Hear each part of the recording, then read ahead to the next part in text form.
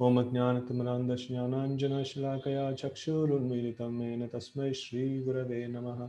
Shri Chaitanya Manobishtam Sthapitam Yena Bhutale Swayam Rupa Kadamahyam Dadati Swapadantikam Vandeham Shri Gurun Shri Yuta Padakamalam Shri Gurun Vaishnavamscha Shri Rupam Sagrajatam Sagana Raghunathanvitam Tam Sajivam Sadvaitam Savadutam Parijana Sahitam Krishna Chaitanya Devam Shri Radha Krishna Padan Sagana Lalita Shri Vishakhanvitamscha He Krishna Karuna Sindhu Dinabandho Jagatpate Gopesha Gopika Kanta Radha Kanta Namostute Tapta Kanchana Gaurangi Radhe Vrindavaneshwari Vrishabhanu Sute Devi Pranamami Haripriye वाञ्छाकल्पतरुभ्यश्च कृपा सिन्धुभ्यैव च पतितानां पावनेभ्यो वैष्णवेभ्यो नमो नमः जय श्री कृष्ण चैतन्य प्रभु Nityanand Shri Advaita Gadadhar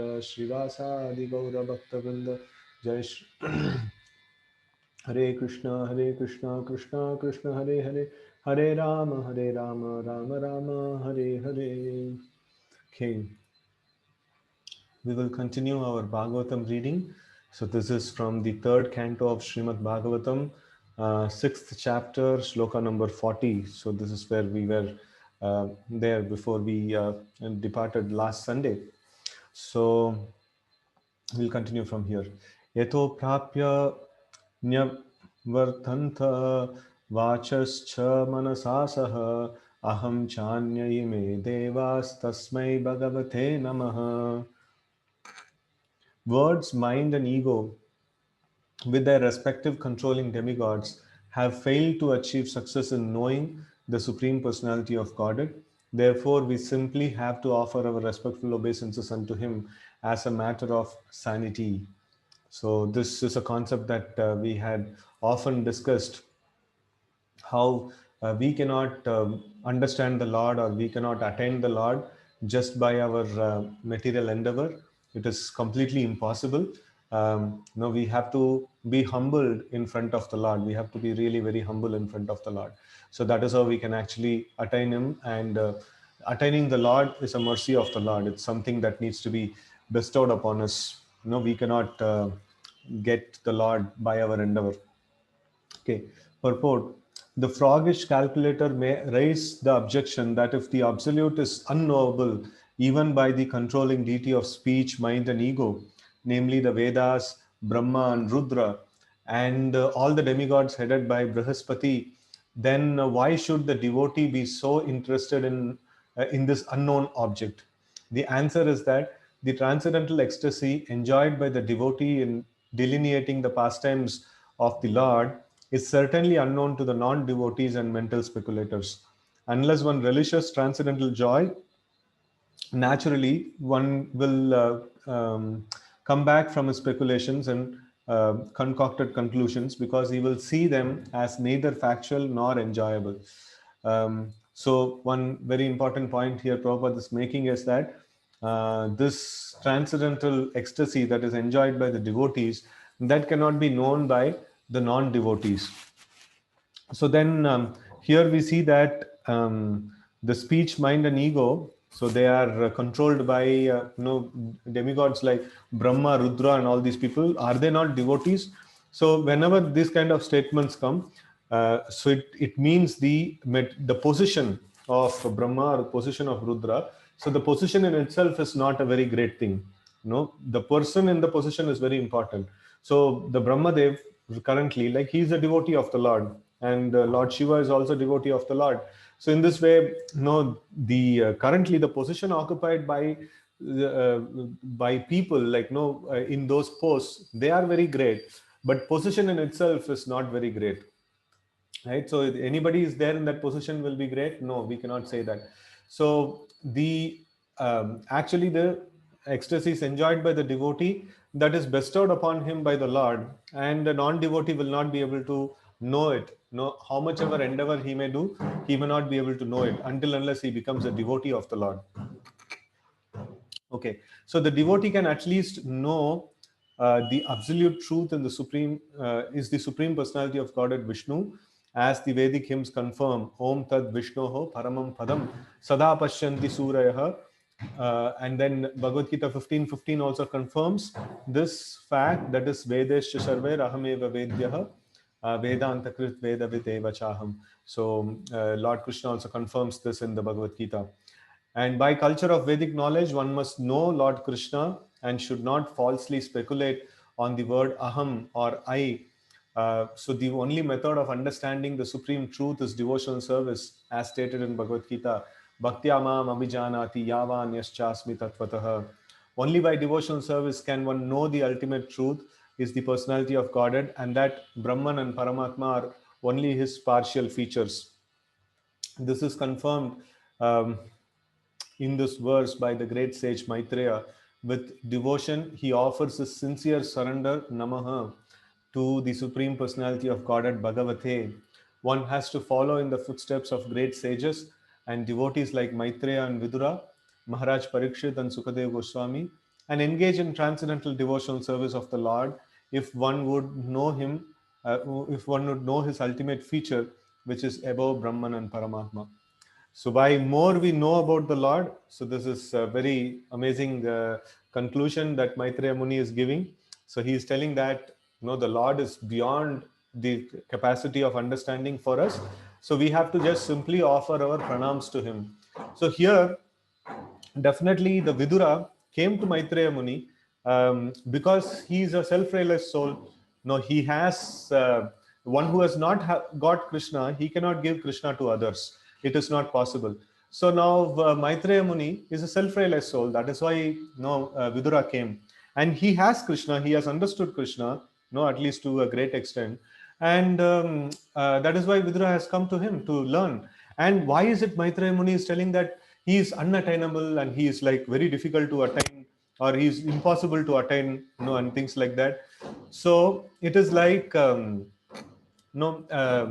example, we can just think of something as if we are given some free scholarship or a free accommodation, for us to live. So then we will be using that, but then we will always be thinking that, okay, this is given to me freely. No, I have not paid for it, and I have not I don't own it, no, or I have not even paid for it. So anytime this can be taken off from me, and I am not the owner of it. So in the same way, we may have Krishna in our heart, but no, we don't own, no, we don't have that full rights on Krishna. No, it is mercy of Krishna that we are able to realize him somewhat. So that is why Maitreya Muni is telling that it is beyond our capacity to achieve the Supreme Lord. So we should simply offer our obeisances to him. So this is how a devotee should be. Even if he experiences some spiritual bliss in Krishna consciousness, he should always feel that, no, this, I'm not the owner of it. No, like it is a great mercy of the Supreme Lord upon me that I'm not the owner of it, and anytime, no, this may be taken off also. So, and we are always grateful to the Lord in that way. But then from the Lord's perspective, the Lord is very, very merciful. Even if we do a slightest endeavor in Krishna consciousness, Krishna is ready to bestow mercy upon us. So in that way, like, we can see that the Lord is a most merciful person, and he will definitely bestow the Krishna consciousness upon us, and he will not just like that, he will not retract it.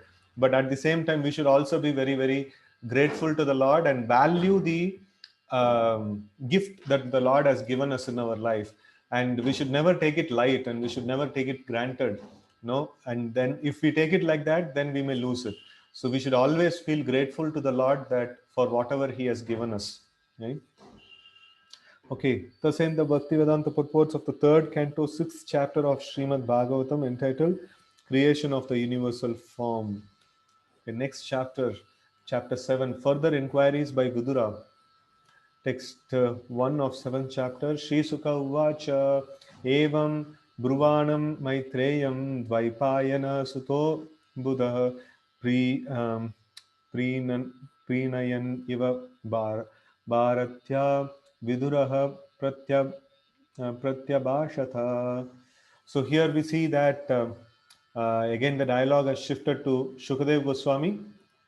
So all of us know that the Bhagavatam is a discussion between um, the uh, the dialogue that we are studying is a discussion between the Shaunakadi rishis and the Suta Goswami, and he is in this discussion.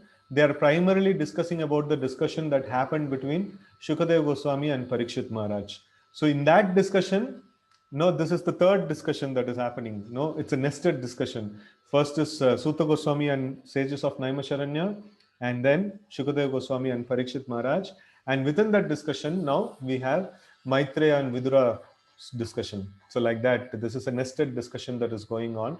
And this also goes to say spiritual knowledge means that which comes in parampara. Spiritual knowledge means that which is passed down in parampara, like this, right? So like Maitreya Muni is not saying that, okay, fine, no, I'll tell you whatever no I have realized, or some concocted things. He's not telling like that. He's citing some other discussion. And Shukadev Goswami is also not telling something on his own. He's telling that, okay, no, you have asked a question and such question was asked before, and finally everybody will be citing the Lord, the Lord's version, or any great Mahajan's version. So that is how the Krishna consciousness is, learning in Krishna consciousness is. So text 1 translation. Shukadev Goswami said, O king, while Maitreya, the great sage, was thus speaking, Vidura, the learned son of Vaipayana Vyasa, expressed a request in a pleasing manner by asking this question. Vidura, text 2, Vidura uvacha Brahman katam bhagavatas chinmatrasya vikharinah leelaya chapi yujyeran nirgunasya gunakriyah. Sri Vidura said, O great Brahmana, since the Supreme Personality of Godhead is the complete spiritual whole and is unchangeable, how is he connected with the material modes of nature and their activities?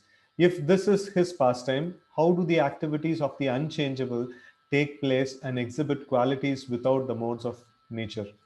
So very, very intelligent question, very amazing question. So not ordinarily, like anyone cannot ask such a question. So this is the Lord's, all the time we have been studying that the Lord is beyond the modes of nature. The Lord is not touched by the modes of nature and things like that. And here we see that if everything is happening by the will and wish of the Lord, like Sarva Karana Karanam, we tell, right? So Krishna is the Sarva Karana Karanam. So if Krishna is Sarva Karana Karanam, so then he's the cause of the material world also. And that means the material modes of nature is also like working under his direction, so that Krishna also accepts Maya Dakshena Prakriti. He accepts in Bhagavad Gita. So then, how can that person who's untouched by the modes of nature, be the master of the modes of nature, and then and do activities through the modes of nature? How is it possible? So this is a very, very interesting and nice question, right? So like everything is done through by the Lord, and he's the ultimate cause of everything. Not even a blade of grass moves without his sanction, and everything is perfectly controlled by him. So how can a person who's beyond modes of nature deal with modes of nature? Okay, so let's see this interesting section. Purport. As described in the previous chapter, the difference between the super soul, the Supreme Lord, and the living entities is that the activities uh, of the Lord in creating the cosmic manifestation and are performed by the Lord through the agency of his multifarious energies. Now, here comes a very important answer, and we will also see how Maitreya Muni is answering in the future shlokas. So, the Lord is doing things, but he is not doing everything personally. So that is the very important thing to understand. In material world, the Lord is not doing things personally. He is doing it through his agency, that is material nature, and it's kind of a delegated and at a distant, detached kind of an overlooking that he is doing. The Lord is not getting in touch with the material modes of nature, just like. No, if a small child is there and then it is engaged in some playing, and a grown up person is there, and he knows that this is all play and it is not very important thing, but he takes care of the child, and without his sanction the child cannot play with any toy. He can actually withdraw a toy, or he can dictate terms also. So but still, like, he's engaging with the child with a detachment. He's not having interest in the play which the child is doing, but he's having a detached kind of an outlook, and then he's taking care of the child and things like that. So this is kind of a nearby example that we can actually see, that the Lord is there. He is the master, he is the controller, but he is using his energies to act upon. No, he is not getting into the nitty gritties of the material modes of nature. Okay, so let's continue. The Lord, no, the difference between the Supreme Lord, living entity, is that the activities of the Lord in creating the cosmic manifestation are performed by the Lord through agency of his multifarious energies, but this manifestation is bewildering to the living entities. For the living entities, it is very bewildering, but for the Lord, it is not. The Lord is therefore the master of the energies, whereas the living entities are subjected by them. So, like, modes of nature is acting upon a person who is falsely thinking that he is the Lord of the material world. And it is not acting upon the Supreme Lord, it is actually subordinate to him, right? So, in that way, like, the Lord is not touched or affected by the modes of nature. Okay, by asking various questions about transcendental activities, Vidura is clearing the misconceptions that when the Lord either descends to the earth in his incarnation or appears himself with all his potencies, he too is subjected to the influence of Maya, just like an ordinary living entity. So Vidura wants to just clear off this doubt, saying that, how does the Lord comes into this world and then acts, as if everyone else is acting? And is he controlled by Maya? Is he also working under the three modes of nature? So that's the doubt that Vidura wants to clarify. Okay, this is generally the calculation of less intelligent philosophers who consider the position of Lord and that of the living entities to be on the same level. Vidura is hearing the great sage Maitreya refute these arguments. So, okay, nice example. Another nice example for this, Srila Prabhupada often gives this, is that no, a kaidi is there in the prison. A prisoner is there in the prison, and then sometimes the chief minister or some big politician or big leader may come into the prison. So since both of them are there in the prison, it doesn't mean that both of them are equal. So one is the controller of the prison, another is controlled by the prison. So one is not affected by the prison, another is affected by the prison. So in the same way, when the Lord comes to this world, he is not acting because of the rules and regulation of the material world.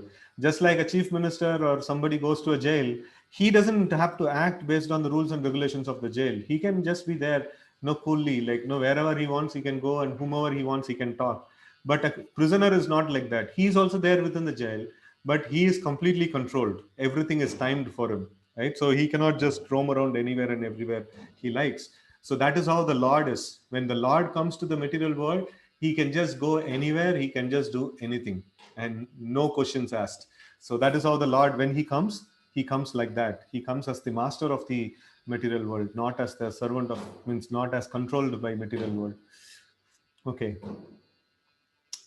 This is generally the calculation of less intelligent philosophers, thinking that the Lord is also under the Maya when he comes here, right?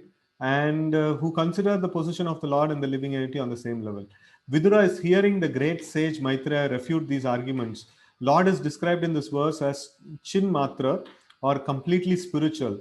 Chin or Chit, this is like it goes into a transformation, Chin Matra. So this is Chit, means like completely spiritual. And then the personality of Godhead has unlimited potencies to create and manifest many wonderful things, both temporary and permanent. Because this material world is creation of his external energy, it thus appears to be temporary. It is manifested at certain intervals, maintained for some time, and again dissolved and conserved in its own energy. So, like the law of conservation that we study in the physics, that no energy can be transformed, no, it cannot be destroyed. No, in the same way, like the whole lot of material energy is one unit of energy. And then it is sometimes creation happens and sometimes dissolution happens, but ultimately no, all the energy is conserved, and it's all the same one energy of the Lord. So the Lord's energies are never deplete in itself. The depletion is something, a material phenomena. So like something that is there, nice fruit, if we keep, and then in 2 days 3 days, like no, it just gets spoiled. In fact, one devotee who came back from a foreign country was telling that when we saw that fruits are getting spoiled, no, we are happy, like no, we have come to a real world. So in our place the fruits doesn't get spoiled, it's made chemically, or it's so much chemical is pushed into it, it doesn't get spoiled even after a month. He was telling that one time he had an apple that he missed out in his car dicky. After a month he opened and still it was fresh. Still it was there, like so it is so much of chemical infusion is there. So anyways, like this deterioration or depletion, that happens in the material phenomena. So material objects that is created. So because the material objects are created and destroyed. So but then the Lord's energy itself, the material energy, the sum total of material energy itself, it doesn't get depleted, it doesn't get dissolved, right? So that energy is same, just like we, the living entities, we will never get extinct because we are Lord's energy. We are conserved in that way. So in that way, like every energy of the Lord is permanent, and even material energy is permanent, but the transformations of material energy is only not permanent. The energy in itself is permanent, but then the transformations are not permanent. Okay. As described in Bhagavad Gita 8:19, Bhutva Bhutva Praliyate, but the creation of his means Bhutva Bhutva Praliyate means like again and again creation and destruction happens, right? Okay, but the creation of his internal potency, the spiritual world, is not a temporary manifestation like the material world, but is eternal and full of transcendental knowledge, opulence, energy, strength, beauties, and glories. So it is completely a different experience. We don't have, or we cannot even think of. So one time, we were, when all few of us were staying together at some point in time, like, and with friends, and we were having some lunch, and at that point in time, one of the devotee was telling that, you see, like, I'm fed up with this material world, I have to get back to the spiritual world. So then I was like, no, Prabhu, what happened to you? Like, no, what's the inspiration? So why have you come up with such a strong thought? So he was telling, such a nice prasadam, but my stomach is full. Now I cannot eat more. So in the spiritual world, if I go, I can keep on eating, and eating is just a matter of pleasure, and you will not get any satiation, you will not get any fullness and things like that. It just no, everything is just an act of enjoyment there. So there is nothing limiting. There is no limit over there. No, everything is conscious and everything is so blissful. And activities are done not because no, I have hunger, I should eat. No, it's all like pure bliss in spiritual world, right? And then everything is permanent over there also. And then like it is quite difficult to imagine, like, if everything is permanent, then if I eat food, will it not get depleted? So it will not get depleted. So how it is, so only if we go back to the spiritual world we'll understand, or if we come to a little more higher levels of practice of Krishna consciousness, we will understand, right? So this is the kind of place that we want to go to. So whenever we see this tourist packages and all, it is offered, right? So they will put a very nice scenery of Singapore or some Malaysia and things like that, or they make a nice video out of it, and then they say, okay, fine, so no, why don't you spend your holiday here, it's so amazing, and things like that. So the same thing that we are also doing. So we are offering a tour package to the spiritual world. So wherein we don't need to return back. No, yadgatvan anivartante taddama paramam mama. So we don't want to return back. No, we want to be there permanently. And that place is so amazing. Nothing gets depleted there. No, you will have the youth, you will have the strength, you will have the beauty, you will have everything, wonderful. And you will have, more importantly, the Supreme Lord, who's the source of all unlimited pleasure, right? So that's the amazing place that we want to get to. and more we study about the Lord, and more we study the glories of the Lord. So we become more attached to that concept, and then we finally end up being there in the spiritual world. Okay. Such manifestation of Lord's potencies are eternal and are therefore nirguna, or free from all tinges of modes of material nature, even up to the modes of material goodness. In the spiritual world is transcendental even to material goodness, and thus is unchangeable. Since the Supreme Lord of such eternal and unchangeable qualities is never subjected by anything like material influence, how can his activities and forms be conceived to be under the influence of illusory Maya, as is the case with the living entities? So here we see that even the spiritual world and the environment there, it is just a creation of the Lord, and that creation is so permanent. So if that is so permanent, then how can the Lord be temporary, or how can the Lord get into any temporary illusory platform? It is not possible, right? So damna svena sada nirasta kohakam satyam param dhimahi. So his dharma is sada nirasta kohakam. Sada, no, it's always free from illusion. So that is the position of his dharma. Then, if the Lord, no, how can the Lord be under the illusion? If his energy, some spiritual energy, is not able to be there under Maya, then how can the Lord be under Maya? Lord can never be under Maya.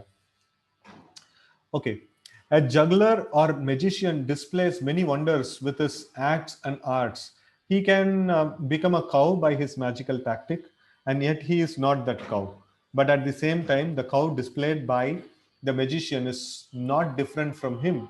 Similarly, the material potency is not different from the Lord because it is an emanation from him.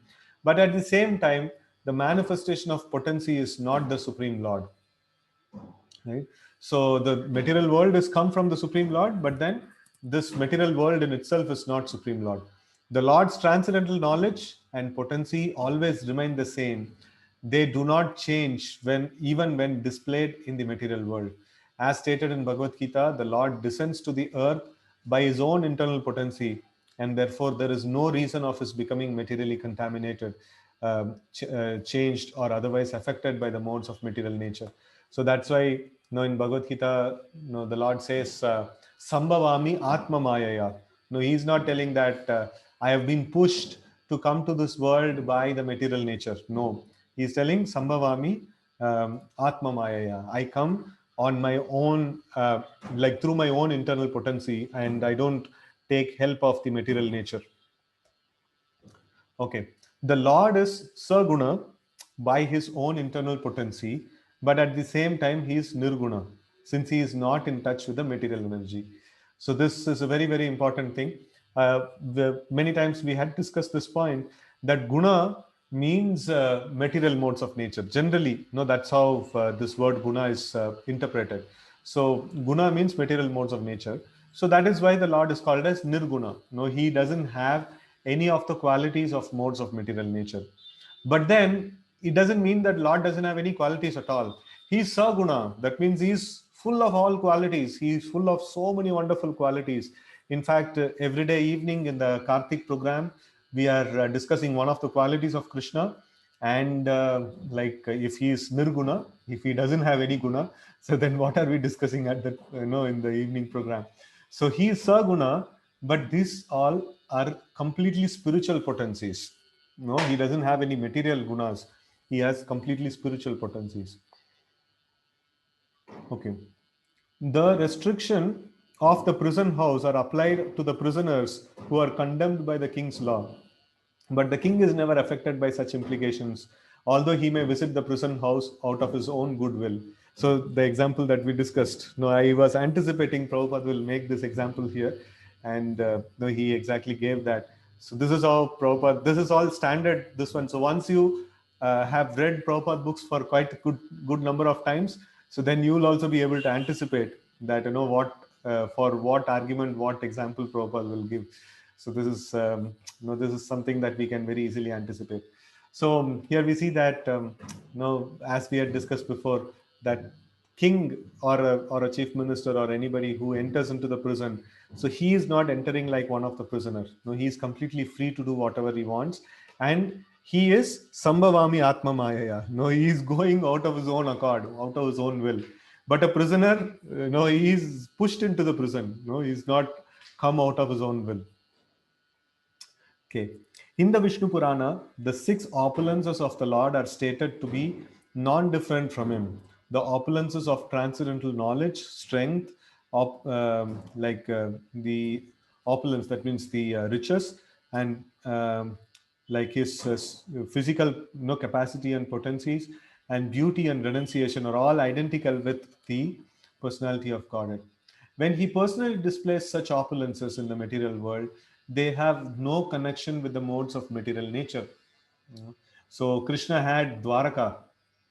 No, he had thousands and thousands of palaces which are so wonderfully decorated, and then he was leading a very nice family life over there, and then he was ruling, and so many citizens were there and things like that.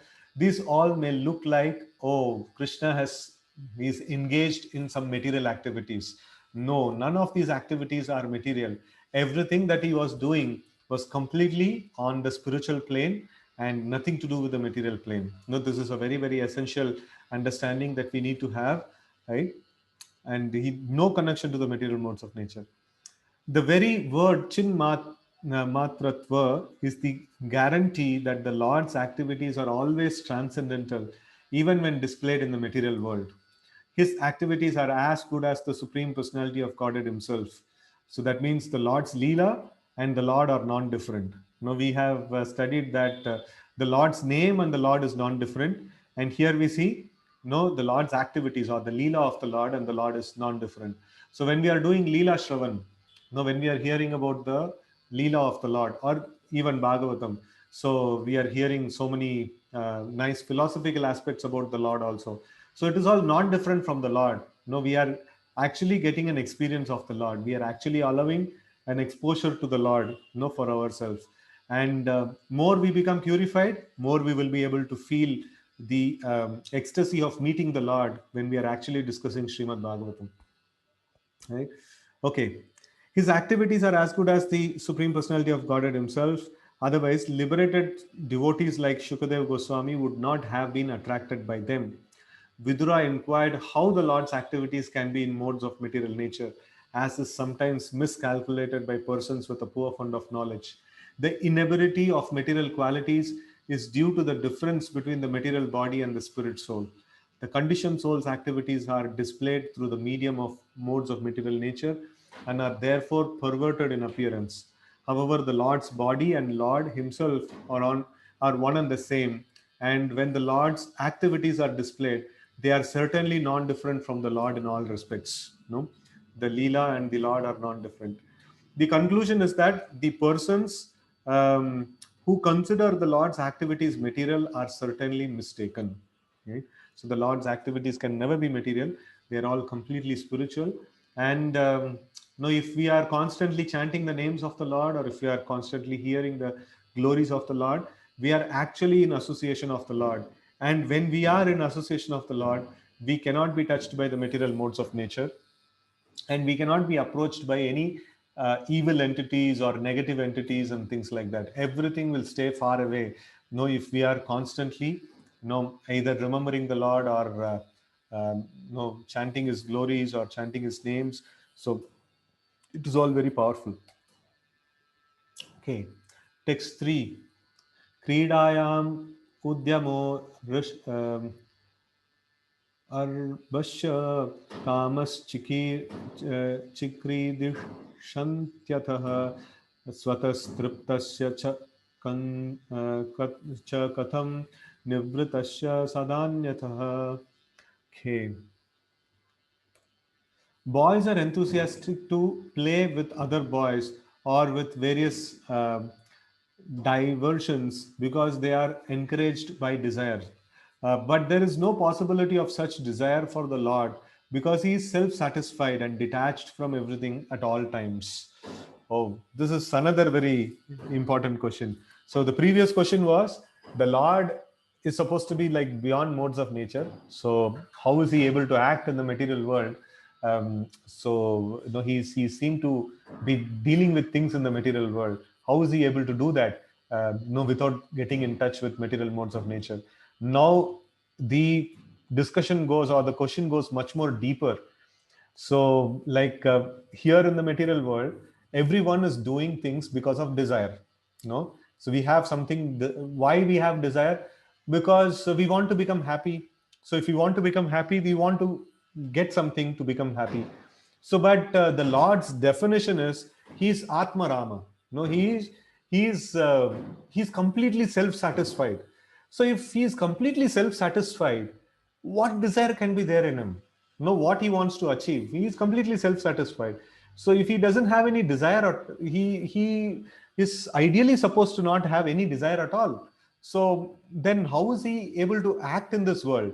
So, no, it's much more deeper question that Vidura is asking now. The previous question was in the external sense, and this is like even more very, very deeper question. Okay. Purport. Since the Supreme Personality of Godhead is one without a second, there is no possibility that anything besides Him can exist. So, this we have often discussed this aspect, that there is everything that exists is Lord and nothing else. So, Lord is there and His energies are there, the spiritual energy, the material energy, and things like that. And energy doesn't have an existence without the Lord. So, essentially, He is one person that exists in the entire creation, right? So then what is it that he will be able to achieve something? For us, I need food is an external thing for me, I have to get it. And then I need a good job. No, it's an external thing for me, I should get it. And I should have some good finance. The money is an external thing for me, I have to get it. But what is external to the Lord? Everything that exists is his energy only. And it is all there at his beck and call, and it is just there with him. And it is his own personality, actually. The Lord is complete with all his energies. So if somebody says that I am there and my speech is there, if I am there, my speech is always there with me. So there is the speech is not different from me. If I'm not there, my speech is not there. So it is quite it's very, very inseparable, like that. So in the same way, the Lord is there means his energies are there. If Lord is not there, his energies are not there. So there is nothing else apart from him. And how can he have a desire to get something or do something which is beyond him? It's not like he's completely satisfied within himself, and there is no possibility of having any desires at all. Then how is he having desires? So let's see that. He expands himself by his energies in multi forms of self expansions and separated expansions as well. Um, just as fire expands itself by heat and light. Since there is no other existence besides the Lord himself, the Lord's association with anything manifests his association with himself. Let me read this again. Since there is no other existence besides the Lord himself, the Lord's association with anything manifests his association with himself. Okay. So if there is nothing beyond him, so if he is associating with something, no, he is not associating with an external entity, because there is no external entity. Everything that exists is Lord himself. So when the Lord is associating with something, he is associating with himself only, right? So text, okay, in Bhagavad Gita 9:4, the Lord says, Maya tatamidam sarvam jagat avyakta murtina matstani sarva bhutani naham nachaham teshvavastitah. The complete manifestation of the cosmic situation is an expansion of the Lord himself in his impersonal feature. Maya tatamidam sarvam jagat avyakta murtina. And then matstani sarva bhutani nachaham teshvavastitah. So, and then he's saying all things are situated in him only. Yeah, he's Paramdama, and everything is resting in him. And then yet he is not in them. No, this is a very interesting thing. So what is this that he is not in them? So everything that exists is Lord, but then the existence itself is not the Lord. Just like I was mentioning this example of speech. So my speech is an inseparable quality from me, but then my speech is not me. No, I have an energy of speech, and then it is inseparable from me. So if I tell something to somebody, if I call up somebody and say that get this thing done, and they will say, okay, Prabhu told not to know this thing to be done, so let me do it.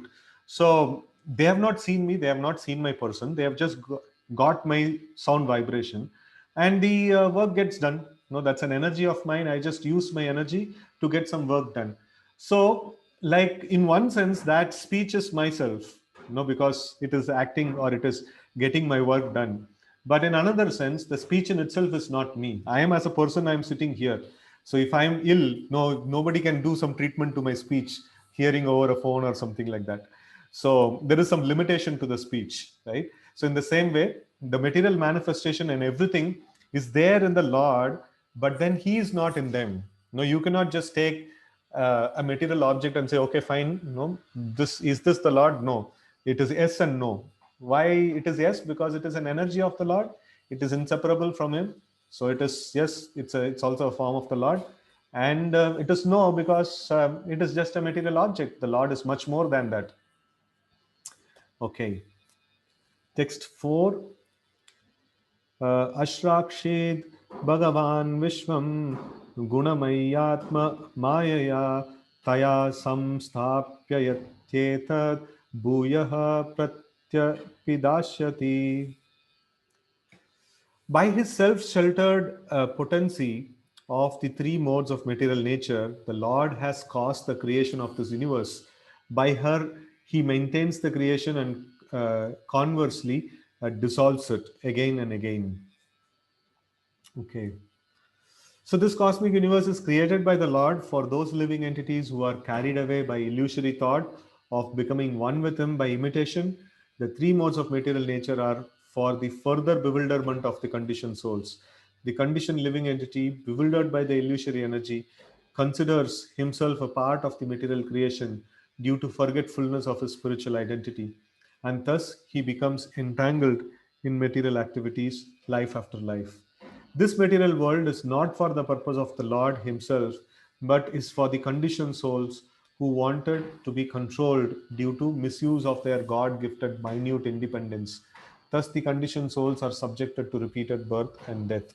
So, the sloka in itself is kind of a statement where no, the Lord is by His self-sheltered potency of the three modes of nature, the Lord has caused the creation of this universe, and by her He maintains the creation and dissolves it. So both the things He does, keeps doing again and again. Let's see, there must be some question in the further continuation of the this one.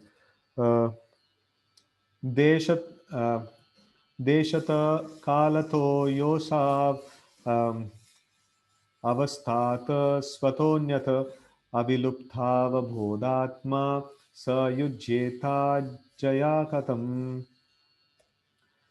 The pure soul is pure consciousness and is never out of consciousness, either due to circumstance, time, situation, dreams, or other causes. How then does he become engaged in missions? This is another $1,000,000 question. That Vidura is putting. The pure soul, the living entity. We are always conscious, and then we are beyond. The soul is beyond the material nature. Now, how did the soul come into the material existence? How the soul, first of all, got engaged in the material existence? This is also a very, very powerful and very intricate question it is. So, first two questions were about the Lord, and here about the living entity, right? So, the consciousness of the living being is always present and never changes under any circumstances. As above mentioned, when a living man moves from one place to another, he is conscious that he has changed his position. He is always present in the past, present, and future, like electricity. Right? So, we are always existing, the soul, we are always existing in the present, but then our material things may have a past and have a future, but we are always existing in the present, right? Okay, so one can remember incidents from his past and can conjecture about his future also on the basis of past experience. He never forgets his personal identity, even though he is placed in awkward circumstances. How then can the living entity become forgetful of his real identity as pure spirit soul and identified with matter unless influenced by something beyond himself? Very, very amazing argument Srila Prabhupada is giving here. that the soul by itself could not have come into the material modes of nature, no, so could not have come into this illusory form. It is something that is put upon him. It's a force that is acting upon him, right? So how can, without any external influence, how can the soul have such a kind of a push? It's a very powerful argument Prabhupada is giving. The conclusion is that the living entity is influenced by avidya potency, as confirmed in both the Vishnu Puran and the beginning of Srimad Bhagavatam. So this avidya is the root of all our material existence. No, vidya means what? Vidya means I am a spirit soul, part and parcel of Krishna. I am meant to serve the Supreme Lord. So that's vidya. And avidya means I am the master. No, like I am the enjoyer. Everything that I possess is mine, and then no, I have to get more of it. So this is all no the root of avidya. Actually, avidya means to not know our original position. No, that's called avidya, and that's the root of all the sin. That's the root of all mistakes that we do in this world. So, as confirmed in both Vishnu, okay, the living entity is mentioned in Bhagavad Gita 7.5 as para prakriti.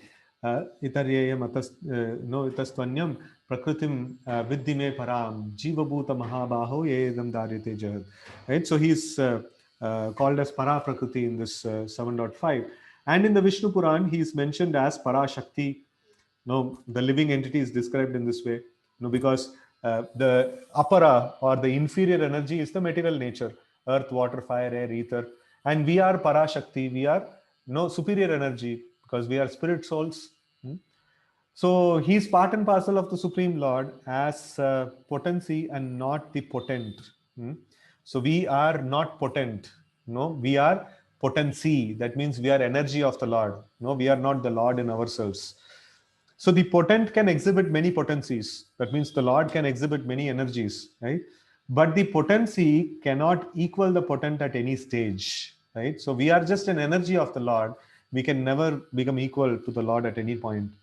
One potency may be overcome by another potency, but to the potent, all potencies are under control, right? So it's like no one energy of the Lord can overcome or overpower another energy of the Lord. Or we have seen this also, like no sometimes not sometimes, it is the constitution of this world. Some people are quite powerful and they can control other people who are a little weaker in their position, and like the one person can control another person, so that's quite possible in this world. And that's how the leaders are there, and the big leaders are there who are controlling masses of people. um, but then for the Lord, everybody is under his control, no, because potency can never equal with the Lord.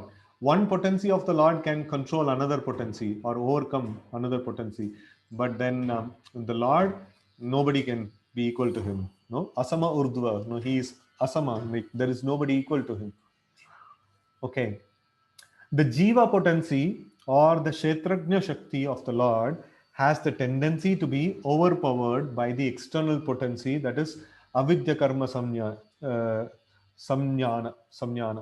And in this way, he is placed in the awkward circumstance of material existence. So the Jiva is the Kshetrajna Shakti. That means we see that in the Bhagavad Gita, like the Kshetrajna that is described in the Bhagavad Gita by Krishna, that the Kshetrajna means, the Kshetra means the body or the material world, and then the Kshetrajna means the knower of the field, knower of the body. And who's the knower of the body? There are two knowers of the body. There is one is the Jiva, the living entity, and another is the super soul, the Supreme Lord. And the Supreme Lord knows all the kshetras. No, he knows everything. No, wherever whatever is happening, he knows everything. And we know only of our kshetra. We know only of our body, and we can feel and know feel the sensation and like pains and pleasures of our body. So we cannot feel anything beyond our body. So we are kshetrajna of ourself. It is Prabhupada gives the example of a tenant and an owner. So owner may have many houses. He will know about all the houses. And a tenant will be living in one house and he will know about only his house. No, he will not be able to know other houses. So this Kshetrajna Shakti, so that is the living entity, we know, who can be conscious of a particular piece of body or a particular piece of material existence, we can be conscious of it. So that is why the living entity is called as Kshetragna Shakti of the Lord, and it has a tendency to be overpowered by the external potency, that is avidya karma samjnana. So like the material nature can overpower the living entity. That's the make. No, that's the make of the energies are, the material nature is little more stronger and the living entity is weaker. No, so the living entity can anytime come under the influence of the material nature, right? Because the living entity has to take a choice of being under the shelter. So but the material nature is maya dakshena prakriti. The Lord says, this is my potency and it always remains with me. No, it always obeys me. No, that's how Krishna is putting the material nature. But then living entity, no, living entity may obey the Lord, may not obey the Lord. If he obeys the Lord, he is there in the spiritual world. If he doesn't obey, he is there in the material world as a prisoner, right? So it's like the living entity has a choice. The Lord has given this choice. No, either you want, you can stay in the material world, or you want, you can stay in the spiritual world, like that. So, and one very important thing to know is that as living entities, we always require shelter. Just like a small child may not listen to the parents, no, may play as it wants and things like that. So but then if the parent is not there around, if nobody is there around, so then the child will be very very afraid. Then the child will look for, somebody to take shelter of, right? So if the child is beating the parent and things like that, and the parent somewhat like hits himself or herself, so then the child will become very very like perturbed. No, where is the parent, where is the parent, like that. So in the same way, the living entity always needs a shelter. We cannot exist without the shelter. We must be there under the shelter. So that shelter is, material nature is there and spiritual nature is there, so two shelters are available. So either if we want, we have to be there in the spiritual shelter, or no, we have to be there in material shelter. There is no existence. We cannot exist. We cannot say, okay, I don't want material shelter, I don't want spiritual shelter, no, I'll just be there. No, we cannot. We have to be there under one of them. No, that's mandatory, and that's by design, right? So that is how the material nature is more powerful, because it is meant to offer shelter to us. And spiritual nature is also very powerful, because that is also meant to offer shelter to us. So in that way, like we have to be there under the shelter of one of these potencies of the Lord. We cannot be there outside. If somebody says, I don't want Krishna consciousness, then he has to be there in material consciousness. There is no third thing that is there, right? Okay. The living entity cannot be forgetful of his real identity unless influenced by avidya potency, because the living entity is prone to the influence of avidya potency. He can never equal the supreme potent. So supreme potent is, no, the avidya potency is also his. We, the living entity, Kshetratna Shakti is also his. And the spiritual Shakti, like the Chit Shakti is also his. All the Shaktis are his. The shelters are also his energy, and the living entities who would like to take shelter of these, either one of them, they are also his energy. Everything is energy of the Lord. No, so but then one is the sheltering energy, another is energy that requires shelter. No, so in that way we can see that by the influence of avidya potency, by the shelter of avidya potency, we can say, we are like running around in this material world doing various things. If the Lord wants, he can just take off this avidya and he can just put us in the spiritual potency, and we will be like completely blissful, right? So it is perfectly capable for the Lord. What is it that is stopping? Only one thing: the desire to be under the spiritual potency. We need to have a strong desire to be there under the shelter of the Lord. Under the shelter of the Lord means it naturally implies the under the shelter of the spiritual potency, that is Lakshmi Devi or Srimati Radharani. So we have to be there under their shelter. Right now we are there under the shelter of material energy, that is Durga Devi. And no, if we want to be there in the spiritual shelter, then we have to take shelter of Lakshmi Devi, right? So, or Srimati Radharani. So that's the spiritual shelter. So it's just the choice, and it is our choice. No, we have made this choice, and no, the Lord, He wants to thoroughly test the living entity. That no, before you get back to the spiritual shelter, if you have a desire, then I'll offer some yet unknown, yet unexplored, wonderful things of this material energy, and then you exhaust all the options. No, because once you go back to the spiritual world, you should never have even a slightest of thought to get back to this place. So you exhaust all the options. No, you the Lord gives so many different options, and then no, we have, in fact, we have exhausted all the options in many lifetimes. No, that is there, but then still, no, the that is why the process is very difficult. It appears to be difficult, because we have to cross through all these hurdles of material desires, and we have to wash off. The problem is not there, something external. The problem is quite deep rooted and internal. It's on the level of desire. It's on the level of desire, and we have the desire to be there in the material world, right? And we don't want to leave it. That's the whole problem. No, when I was just chanting, I was thinking some material desires were coming, or some disturbing thoughts were coming, and like I just want to focus on the names, but then still that desires is giving some titillating sensation. So like, okay, fine, no, you can eat this, you can do this, you can do that, and things like that. So then I was thinking, like, I have the desire to focus on the names, but then like the mind is doing something and I want to pull it out, but then still, like, acha to lagta hai, that is also very nice. So we kind of get hooked onto it, right? So that's the problem of the desire. So we have still desire to enjoy the material world, and when that final trace of desire is completely washed off, so then we will be there in the spiritual plane, right? So Lord can put us in the spiritual plane within no time. No, but just He wants us to become purified. No, He purified means from the core of the desire. Desire is something that we own. Nothing else we own. Nothing else we own, actually. No? Desire is something that we own, and that is the level of purification. That is what is the purification that is expected out of us, and no, that's what we are struggling for, right? So, and we are doing all this Shravanam, Kirtanam, and all these things just to purify these desires. Okay, so with this, we will stop here. Hopefully, in the future slokas, Maitreya Muni will be answering all these wonderful questions. And Prabhupada, of course, Prabhupada answered a lot in the purports, but then we will see Maitreya Muni's answers also, right? So with this, we will stop here. Grantaraj Srimad Bhagavatam ki jai, Gaur Bhakta Vrinda ki jai, Srila Prabhupada ki jai, Hare Krishna.